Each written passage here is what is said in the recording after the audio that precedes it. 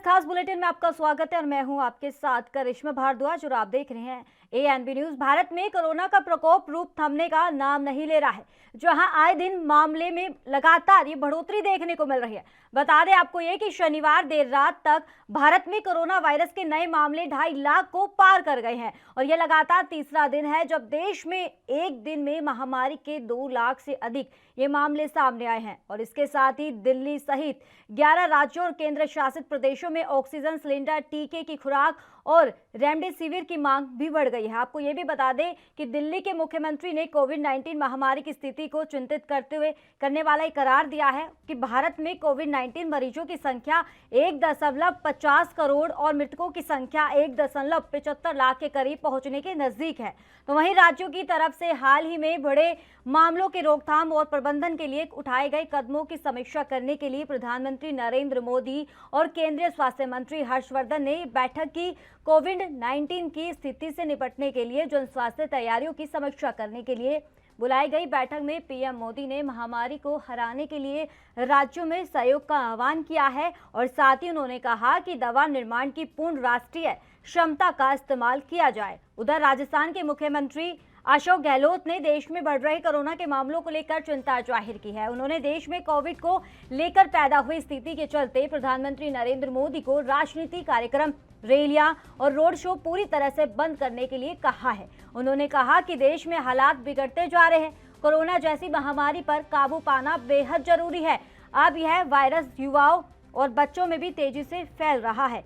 PM Modi मुख्यमंत्रियों के नियमित संपर्क में भी रहे हैं और साथ ही ये कहा उन्होंने कि प्रधानमंत्री नरेंद्र मोदी नियमित रूप से राज्यों के मुख्यमंत्रियों के संपर्क में रहे, जिससे कोरोना वायरस को लेकर पूरी जानकारी ले सके।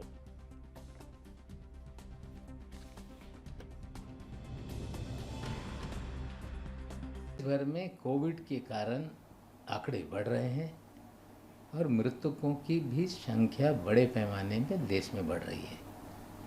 जिस तरह से वीडियो वायरल हो रहे हैं कि शमशानों में अंतिम संस्कार के लिए जगह नहीं है, लोग कतारों में हैं और जो परिस्थिति निर्माण हो रही है, कहीं ना कहीं केंद्र इससे जवाबदारी से भाग नहीं सकता। हम तो कहते हैं कि टीका लगाने पे मोदी जी का सर्टिफिकेट पे फ़ोटो रहेगा। हम मांग करते हैं कि कोविड से जो लोगों की मृत्यु होगी उसके डेथ सर्टिफिकेट पे भी प्रधानमंत्री का फ़ोटो लगे। अगर आपको वैक्सीन का श्रेय लेना है तो मौत की भी जिम्मेदारी स्वीकारनी पड़ेगी। 5 मार्च से महाराष्ट्र में कोविड सूचांक ऐसा जा रहा है, मृत्यांक बढ़ते जा रहा है, लेकिन 40 दिन तक ठाकरे सरकार सो ही रही, कुछ नहीं किया। न ऑक्सीजन, न रेमडेसिविर, न आईसीयू, न हॉस्पिटल की क्षमता बढ़ाना, और अब स्वयं कुछ करते नहीं है, सिर्फ लोगों को जेल में डालना, दूसरों को, केंद्र को बदनाम करना। ऑक्सीजन की व्यवस्था क्यों न की उद्धव ठाकरे साहब ने? रेमडेसिविर के लिए बातें नहीं की, कुछ नहीं किया। और अभी कभी चाइना को बदनाम करता है, कभी नरेंद्र मोदी जी का नाम लेते हैं, तो कभी पश्चिम बंगाल में हो रहे चुनाव, उसके लिए महाराष्ट्र में कोविड बढ़ रहे हैं क्या? अभी तो ठाकरे सरकार ने जिम्मेदारी स्वीकार करनी होगी। शिवसेना ने नन्हे बालक के भांति केंद्र की ओर उंगली दिखाते हुए अपनी विफलता को छुपाने का प्रयास किया है। महाराष्ट्र में रेमडेसिविर और ऑक्सीजन की किल्लत के कारण लोगों की तड़प तड़प करके मौत हो रही है, और दूसरी ओर जो कंपनियां भाजपा के कहने पर रेमडेसिविर देना चाहती है, उन लोगों को पुलिस थाने बुलाकर धमकाया जा रहा है। अब यह बात लोगों के जब सामने आई तो अपना दागी चेहरा छुपाने के लिए शिवसेना को केंद्र की ओर उंगली दिखाना यह उनकी राजनीतिक मजबूरी है। शिवसेना इस बात को कतई न भूले, यह समय आरोप प्रत्यारोप या कटाक्ष की राजनीति करने का नहीं है। सभी दलों ने एक साथ काम करने का यह समय है, यह संकट काल का समय है।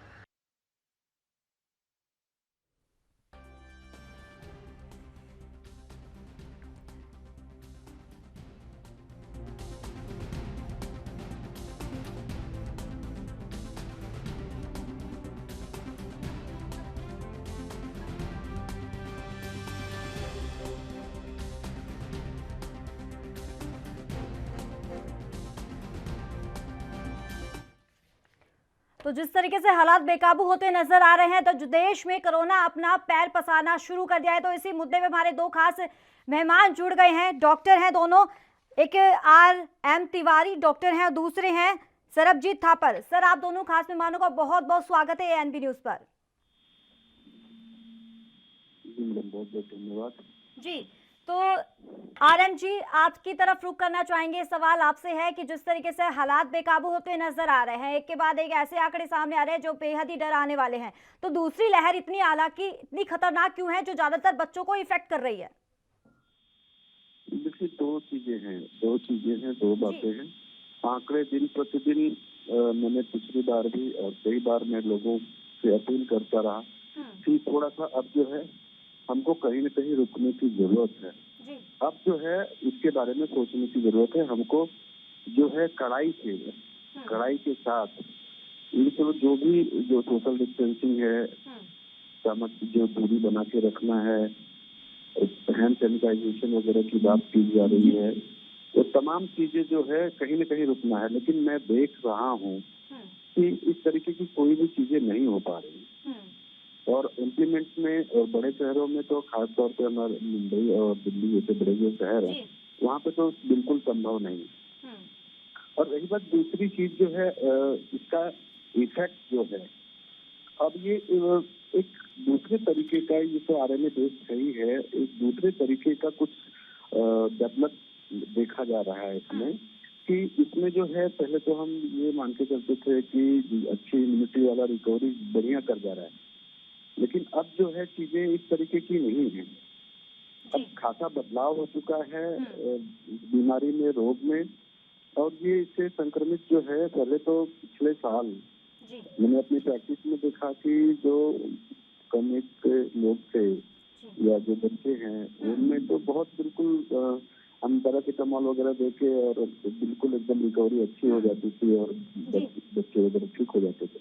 लेकिन ये अब जो है अब इस तरीके की चीजें नहीं, इसमें कहीं न कहीं लोगों को अब जो है समझने की जरूरत है। और रही बात हमारा जो व्यवस्था है, जो जिसको हम ये सेक्टर बोलते हैं, हेल्थ सेक्टर, जो हमारी जो व्यवस्था है, स्वास्थ्य सुविधा, ये जो है पूरी तरह से चरमरा चुकी है। अब जो है और लोग उठाने की पोजीशन में नहीं है। ना ऑक्सीजन की व्यवस्था है, न ऑक्सीजन मिल पा रहा है, न इंजेक्शन वगैरह पर्याप्त मिल पा रहे हैं, न लोगों को, डॉक्टर तो सारे के सारे जो हेल्थ कर्मचारी हैं, जो हेल्थ स्वास्थ्य कर्मी हैं, सारे तैयार हैं, सारे लगे हुए हैं। लेकिन जब सामान नहीं मिलेगा आपको व्यवस्थाएं नहीं मिल पाएंगी, जैसे ऑक्सीजन की नीड है, इसमें अगर सिचुएशन वगैरह डाउन हो गया, पेशेंट को ऑक्सीजन की नीड है, अगर ऑक्सीजन अवेलेबल नहीं है आपके पास, तो आप क्या करेंगे? जो इंजेक्शन की जरूरत है, वो इंजेक्शन अगर अवेलेबल नहीं है, रेमडेसिविर वगैरह जो इंजेक्शन है इनकी जरूरत है, वो अवेलेबल नहीं है। ICU की जरूरत है, अगर ICU फुल पैक है, ICU में जगह नहीं है, तो किस तरीके से कर पाएंगे? मैंने पहले भी ये इस चीज के लिए मैंने लोगों को आगाह किया था, मैंने रिक्वेस्ट की थी, लोगों से निवेदन किया था कि कहीं न कहीं अब थोड़ा सा संभलने की जरूरत है, नहीं तो परिणाम जो है अच्छे नहीं होंगे। आज वही चीजें हम देख रहे हैं। जी, चलिए, बहुत बहुत शुक्रिया आर्यन जी तमाम अहम चर्चा के लिए। तो इसी मुद्दे में हमारे एक और खास मेहमान जुड़ गए हैं, सरबजीत थापर। सर, बहुत बहुत स्वागत है आपका ANB न्यूज पर। धन्यवाद जी। तो सवाल सर आपसे ये करना चाहेंगे, हालात बेकाबू होते नजर आ रहे हैं और जिस तरीके से बताया जा रहा है कि मरीजों का इतने आंकड़े बढ़ गए हैं कि अस्पताल में अब जगह नहीं बची है। अगर बेड्स की बात करें तो बेड्स नहीं है, ऑक्सीजन की बात करें तो ऑक्सीजन की बिल्कुल भारी भरकम ये कमी हो गई है। जी ऐसा है, जो नई स्ट्रेन आई है कोरोना की, ये कुछ ज्यादा एक्टिव है, तेज है जी। सभी को इसमें संभलना पड़ेगा। हम सभी की जिम्मेवारी बनती है कि हम सब इसके अंदर अपने आप को जागरूक रखें जी, और जागरूक रख के अपने आप को काम करें। और हम ये चाहते हैं कि सभी स्वस्थ रहें, तो मास्क पहनना बहुत जरूरी है, सोशल डिस्टेंसिंग रखना जरूरी है, बार बार हाथ धोना जरूरी है। जो हम बार बार टीवी पे देखते हैं, न्यूज देख रहे हैं कि कोरोना की महामारी बहुत ज्यादा बढ़ गई है, बॉम्बे, गुजरात, केरला, तमिलनाडु, हर जगह बहुत ज्यादा बढ़ रहे हैं केसेस। एक बार सबको जागरूक होना जरूरी है कि हम सब जागरूक हो जाएं। बिल्कुल। यदि हम सभी जागरूक हो जाएंगे तो इस बीमारी से पीछा छूट सकता है। हम बिल्कुल एक दूसरे के साथ कांटेक्ट में ना आए, अपना 2 गज की दूरी बना के रखें, जैसे सरकार की हिदायतें हैं, बार बार हाथ धोएं, तो इससे बचा जा सकता है। जी बिल्कुल। तो सरबजीत जी, क्या लगता है कि लगातार वैक्सीनेशन की प्रक्रिया भी शुरू हो चुकी है और लगातार लोग इससे जागरूक भी हो रहे हैं कि उनको लग रहा है कि वैक्सीन हालांकि ठीक है, लेकिन कई जगह पर ऐसी अफवाहें भी फैलाई जा रही थी कि वैक्सीन में कमी बताई जा रही थी, क्योंकि वैक्सीन लगाने के बाद लोग लगातार पॉजिटिव हो रहे हैं। क्या लगता है अगर वैक्सीनेशन का काम पूरी तरीके से हो गया, सबको वैक्सीन लग गई तो इफेक्ट में कुछ बदलाव देखने को मिलेगा? क्या लोगों में इसकी जो क्षमता है, बॉडी जो एंटीवायरस जो बनाती है, क्या उसमें थोड़ा असर देखने को मिलेगा?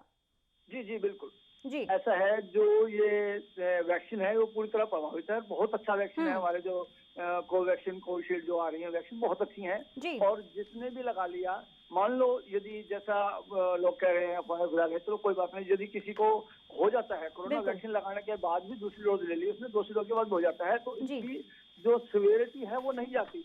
मतलब आदमी जैसे नॉर्मली आदमी को हो गया, वो लंग्स की तरफ चला गया और वो आईसीयू में एडमिट हो गया, ऑक्सीजन सैचुरेशन कम हो गया। चलिए, बहुत बहुत शुक्रिया सरबजीत जी, क्योंकि समय का अभाव है तो आपका बहुत बहुत शुक्रिया अहम चर्चा के लिए। तो इसी मुद्दे में हमारे एक और खास मेहमान जुड़ गए हैं, बीजेपी नेता राहुल आनंद। सर, बहुत बहुत स्वागत है आपका एएनबी न्यूज पर।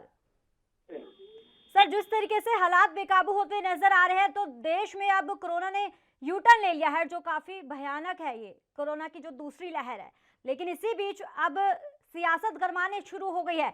अगर बात राजस्थान के सरकार की करें तो वहां पर उन्होंने प्रधानमंत्री नरेंद्र मोदी से मांग की है कि लॉकडाउन लगना चाहिए। देखिए कृष्णा जी, सबसे पहली बात यह है कि मुझे जरा चंद समय दीजिए, मैं आपको कोरोना के स्थिति को कैसे संभाले जा सकते हैं मैं इसके ऊपर पहले प्रकाश डाल देता हूं, फिर मैं इसके ऊपर बचाव के बारे में बताऊंगा और फिर आगे भी चर्चा करेंगे कि जो विपक्ष है उनका क्या रोल है हम इसके ऊपर। तो सबसे पहली बात यह है कि अभी जो जरूरी कोरोना की जांच और इलाज में जो व्यवहारिक दिक्कतें आ रही हैं उसकी वजह है, सबसे पहले सितंबर 2020 के बाद जब संक्रमण में गिरावट दर्ज की गई थी तो हमें और हमारे आवाम को ये लगा कि हमने बुरा दौर देख लिया है और हम निश्चिंत होने लगे। सबसे पहला पॉइंट यही है। जनवरी, फरवरी, मार्च 2020 के तुलना में भले ही जांच की रफ्तार बढ़ा दी गई, पीपीई किट, मास्क हमारे देश में बनने लगे और टीका निर्माण में भी हमने सफलता पा ली। ग्रामीण भारत की अगर बात कर लेते हैं, ये मेरा तीसरा पॉइंट है।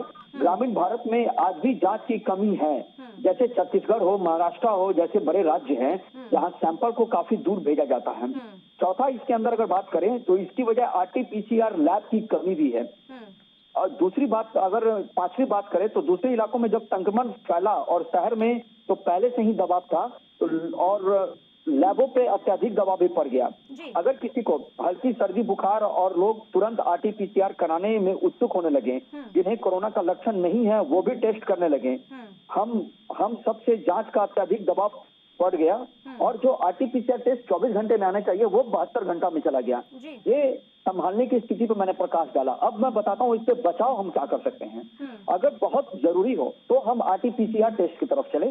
जो भी आंकड़े आ रहे हैं उसमें 99% मरीज मामूली रूप से बीमार हैं, जो 1% गंभीर हैं, उनके लिए हमें सबसे पहले व्यवस्था करने की आवश्यकता है। तीसरा बात यह है कि वे अगर बेहिसाब टेस्ट कराएंगे तो रिपोर्ट आने में देरी होगी और हॉस्पिटल में ऐसे मरीजों को रखने में भी समस्या आएगी। जो अगर बहुत ज्यादा गंभीर है और वो कम गंभीर है तो एक जगह रखने में उसको समस्याएं आएंगी। हॉस्पिटल प्रशासन को दिक्कतें ये आएगी कि मैं किसको कहाँ रखूं, तो जगह की कमी जाहिर सी बात है। टेक्निकल देखा जाए तो जगह की कमी यही आ रही है। अगर आप चौथी बात करें तो अगर हम सब अगर समझदारी दिखाएं तो इसका जो हम आरटी-पीसीआर जो टेस्ट करा रहे हैं तो सबसे पहले हम लोग एंटीजन टेस्ट कराने की तरफ चलें, क्योंकि अभी के समय में हमें एंटीजन पे भरोसा करना होगा। क्योंकि बहुत सारे लोगों को मैंने देखा है जो मेरे परिचित भी हैं जिनको कोविड हुआ है, तो एंटीजन से ही उनका दवा भी चलाया गया है और वो इलाज से रिकवर भी हो रहे हैं। और जो हॉस्पिटल बेड की जो खपत हो रही है फिलहाल जो हो रही है, ठीक, उसको हम लोग कम कर सकते हैं होम आइसोलेशन को बढ़ावा देकर। और एक डॉक्टर की टीम भी बननी है सरकार की तरफ से जिसमें होम विजिट का प्रावधान होगा कि डॉक्टर जो होम क्वारंटाइन है, डॉक्टर घर पे जाके होम विजिट करके मरीजों को ठीक कर सकते हैं। चलिए राहुल जी, आपसे चर्चा करेंगे, लेकिन इसी के साथ हमारे एक और खास मेहमान जुड़ गए हैं, अजित सिंह डोला, कांग्रेस नेता है। सर, बहुत बहुत स्वागत है आपका एएनबी न्यूज पर। जी धन्यवाद। तो सर, जो हालात है बेकाबू होते नजर आ रहे हैं देश में, जो स्थिति है कोरोना को लेकर, ये आप बेहद ही जानते हैं अच्छी तरह से, लेकिन क्या लगता है जो केंद्र सरकार ने प्रबंध किए हुए हैं उससे आप संतुष्ट है? क्योंकि आपके अगर बात राजस्थान सरकार की करें, अशोक गहलोत ने साफ तौर पे मांग की है प्रधानमंत्री नरेंद्र मोदी से कि लॉकडाउन लगाया जाए, जब इस कोरोना से जीत हासिल हो सकती है। तो आपकी प्रतिक्रिया जानना चाहेंगे। देखिए, बहुत गंभीर समस्या है। पूरा देश इस जिंदगी और मौत से लड़ रहा है और जो सरकार की ड्यूटी बनती है कि इन तमाम मुद्दों पर, ये अचानक बीमारी नहीं पैदा हुई, जो सरकार है उसकी जवाबदेही प्रथम तौर पर बनती है। हर नागरिक की जिम्मेवारी इसमें है, लेकिन सरकार पूरी तरह से विफल नजर आ रही है। आप देखिए, आज अस्पतालों में बेड की व्यवस्था नहीं है, डॉक्टरों की व्यवस्था नहीं, दवाइयों की व्यवस्था नहीं हो पा रही, वैक्सीन अवेलेबल नहीं है, खत्म होता जा रहा है। और सबसे बड़ी बात, एक इस समय जो पेशेंट्स को आ रही है, आप टेस्ट करा रहे हैं, कोविड पॉजिटिव है, नेगेटिव है, इसकी रिपोर्ट 3 से 7 दिन में आ रही है। उस बीच में मरीज की हालत क्या होती है और वो उसका इलाज नहीं मिल रहा। तो अब ये ऑक्सीजन की भारी समस्या है। अब अलग अलग प्रदेशों में देखो ऑक्सीजन की डिमांड की जा रही है। भारत सरकार और प्रदेशों की सरकार ये इस दिशा में जो उनको बेहतरीन काम और कदम उठाने चाहिए। मैं उत्तर प्रदेश की जानकारी दूं आपको, टेस्ट के मामले में 24 करोड़ में से मुश्किल से 90 लाख लोगों को वैक्सीनेशन हुआ है और कितना लो लेवल है। और सरकार को जो अपनी जिम्मेदारी निभानी चाहिए थी, उस पर सरकार पूरी तरह से फेल है। सरकार को सत्ता और चुनाव की तरफ ज्यादा ध्यान है, बीमारी से लड़ने की और बीमारी के प्रति जीत हासिल करने की उस दिशा में कदम कम उठाए जा रहे हैं। ये कोशिश जरूर की जा रही है कि आंकड़े कम से कम पेश हों, जनता को कम से कम जानकारी हो। तो मेरा सिर्फ निवेदन सरकार से है कि जिस काम के लिए आप आए हो उसको ईमानदारी के साथ में तमाम लोगों का सहयोग, जनता सहयोग दे रही है। लॉकडाउन का आवाज लगाते लॉकडाउन देने का काम करती है सरकार, तो साथ खड़ी है, सरकार के साथ लोग खड़े हैं। तो आम आदमी भी चाहता है कि भाई जो सरकार के निर्देश हैं उनको पालन करें और सरकार के निर्देशों का पालन जनता कर रही है। लेकिन सरकार की जो ड्यूटी है उसको निभाने में सरकार फेल नजर आ रही है।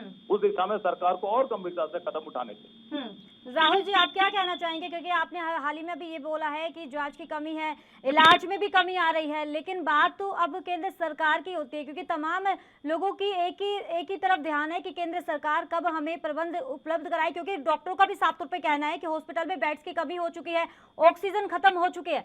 क्या हालात 2020 में थे, क्या उसको लेकर आप अलर्ट नहीं थे? क्योंकि 2020 में जो स्थिति आपने देखी थी भयानक थी हॉस्पिटल में, अब जो स्थिति है वो भी वैसी ही है जो 2020 में देखने को मिली थी।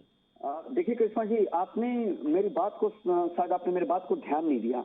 मैंने ये जरूर कहा कि इलाज जो रिपोर्ट आने में जो देरी हो रही है वो किन वजहों से हो रही है। मैंने आपको टेक्निकल बात भी बताई और मैंने आपको ये भी कहा कि जो सुझाव मैंने बताया ये हमारे सरकार के द्वारा तैयार की गई प्रेरणा है जो जल्द ही जारी की जाएगी। मैंने उन बातों पर चर्चा की, लेकिन जो विपक्ष का जो रवैया है वो सकारात्मक भूमिका की तरफ नहीं है। मैं बताता हूँ कैसे। अगर उनके पास कोई बेहतर सुझाव होता तो वो राहुल गांधी जी ये ट्वीट कर इस पे आनंदित नहीं होते हैं। जो देश का जो माहौल है इस समय सारे विपक्ष को राजनीतिक रोटियां छोड़कर देश के साथ एकजुटता निभाने की आवश्यकता है और वो ट्वीट कर वो आनंद ले रहे हैं। उनके पास कोई गंभीर रूप से अगर कोई सुझाव है तो उसका वो सुझाव दे सरकार को। सरकार विपक्ष का सम्मान सरकार आज भी करती है और करती रहेगी, क्योंकि सदन विपक्ष के लिए ही बनाया गया है। और मैंने जो बताई, जो कमियों को मैंने बताया, तो वो कमियां हमारी डर के वजह से भी आई है सामने। मैंने आपको प्रारंभिक संबोधन में इस बात को स्पष्ट किया है। राहुल जी, अजीत जी, इस मुद्दे पे दोबारा चर्चा करेंगे, लेकिन वक्त हो चला एक छोटे से ब्रेक का।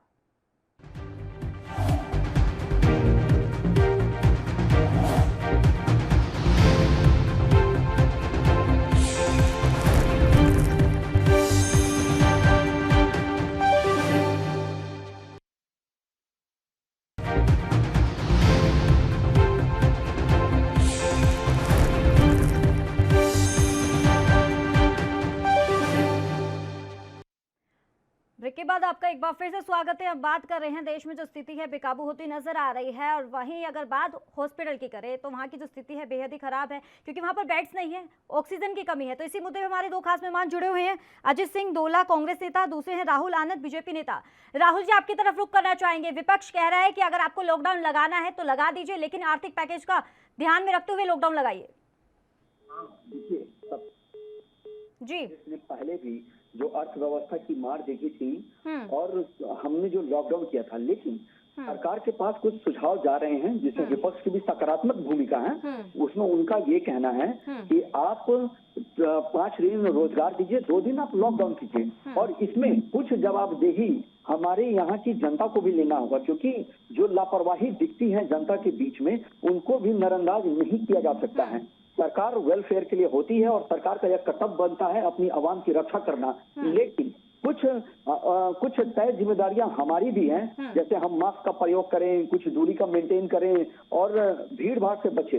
तो सबसे बड़ी बात है, इस पे भी ध्यान देखना है। अगर आप कहीं भीड़ में जा रहे हैं सर, ध्यान कौन नहीं देख रहा है? शंकाएं दूर कीजिए, क्योंकि लोगों की बात है, लोग ये कह रहे हैं कि सरकार हमसे अपील कर रही है कि कोरोना गाइडलाइंस का पालन कीजिए, लेकिन खुद सरकार इसका उल्लंघन कर रही है, क्योंकि बंगाल में आपको पता ही है चुनाव चल रहे हैं।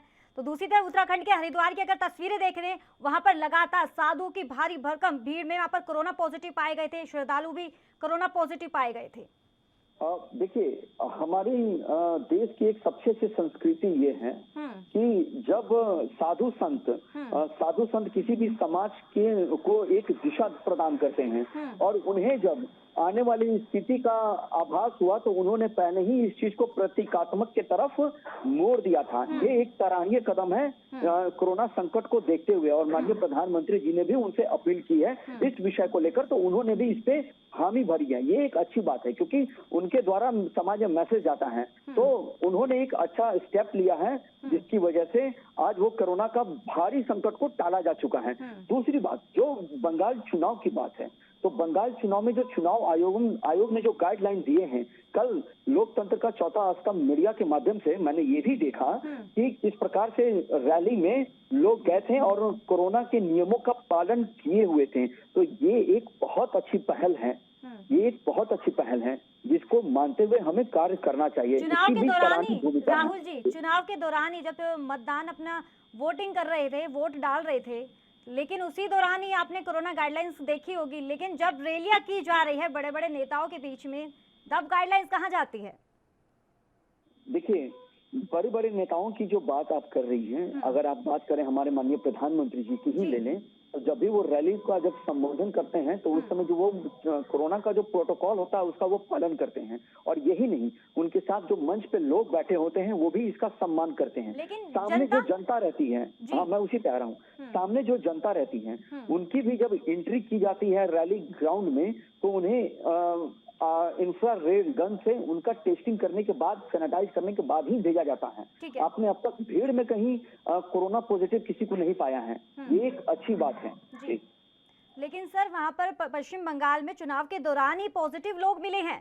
हाल की अगर बात करें तो 4000 केस सामने आए हैं 2 दिन पहले। देखिए, अगर पॉजिटिविटी की बात करें तो ये पॉजिटिविटी पूरे देश में है और इससे विश्व भी अछूता नहीं रहा है। लेकिन ये जो भारत के हर राज्य में इस प्रकार के केसेस बढ़े हैं, लेकिन मैंने आपको एक अपने प्रारंभिक संबोधन में जो 10 पॉइंट बताया, अगर उस पॉइंट पे अगर हम लोग गौर करें तो आने वाले भविष्य की समस्याओं को हम लोग समाधान यहीं से कर सकते हैं। घर बैठे स्वयं मदद से सरकार की भी मदद कर सकते हैं। जी बिल्कुल। चलिए राहुल जी, समय का अभाव है, बहुत बहुत शुक्रिया, क्योंकि हम भी यही उम्मीद करते हैं, ANB न्यूज के माध्यम से यही लोगों से यही अपील करते हैं कि कोरोना गाइडलाइंस का पालन कीजिए, क्योंकि ये महामारी है, दूसरी लहर है, वो काफी खतरनाक है। डॉक्टर भी लगातार अपील कर रहे हैं जनता से, लेकिन लगातार ऐसे कुछ लोग ऐसे शामिल हैं इसमें जो कोरोना को लगातार हल्के में ले रहे हैं। तो इस खास बुलेटिन में फिलहाल इतना ही, दीजिए इजाजत, नमस्कार।